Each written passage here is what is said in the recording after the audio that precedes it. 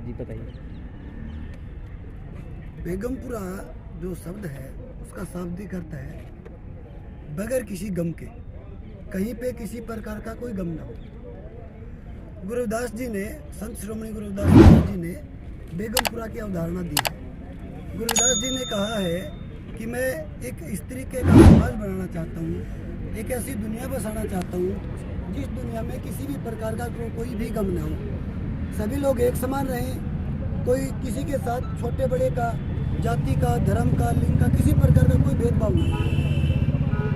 गुरुदास जी ने कहा भी है कि ऐसा चाहूँ राज में जहाँ मिले सबन कुअन, छोट बड़ो सब संब से दास रहे पर। तो गुरुदास जी ने अपनी पूरी जिंदगी, उनकी वाणियों में भी आज हम पढ़ते हैं, पूरी जिंदगी समता के लिए, समानता के लिए, बंधुताओं के लिए, लोगों का जीवन ऊपर उठाने के लिए पूरी जिंदगी लगा दी। गुरुदास जी की उसी बेगमपुरा की अवधारणा को कुछ लोगों ने भ्रमित कर दिया।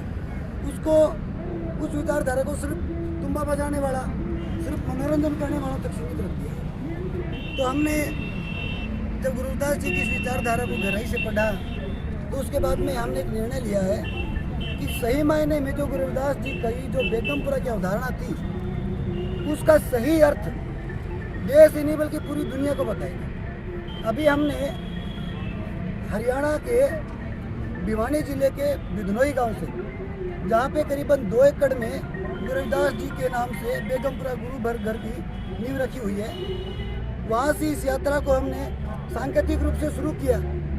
लेकिन हम लोग गए बनारस, जो गुरुदास जी का घर है, जहाँ गुरुदास जी का जन्म हुआ, उस जगह जहाँ कबीर साहब का भी जन्म हुआ, वो जगह जहाँ तथागत बुद्ध ने अपने जीवन में सबसे पहली 5 लोगों को देशना दी, वो जगह जहाँ सम्राट अशोक ने 84,000 बौद्ध विहारों में से सबसे पहला बौद्ध विहार बनवाया, और जिसको अशोक स्तंभ जो नोटों पे भी छपता है, हमारे देश का राष्ट्रीय चिन्ह है, असली जो प्रतिरूपी है वो सारनाथ के अंदर ही है। उन जगह से हम लोगों ने उन सभी महापुरुषों का संदेश लेकर हम वहाँ से चले। वहाँ से चलते होते मध्य प्रदेश आके आए हैं, मध्य प्रदेश से आपके राजस्थान से हरियाणा होते हुए प्रथम चरण की यात्रा है। इस तरह की हम लोग कुल 10 यात्रा हमारे देश में निकालेंगे।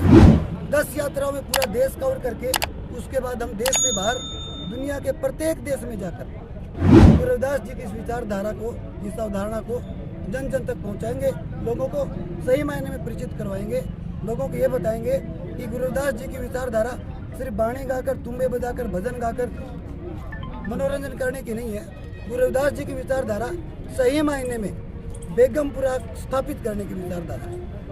यही हमारा मुख्य लक्ष्य है।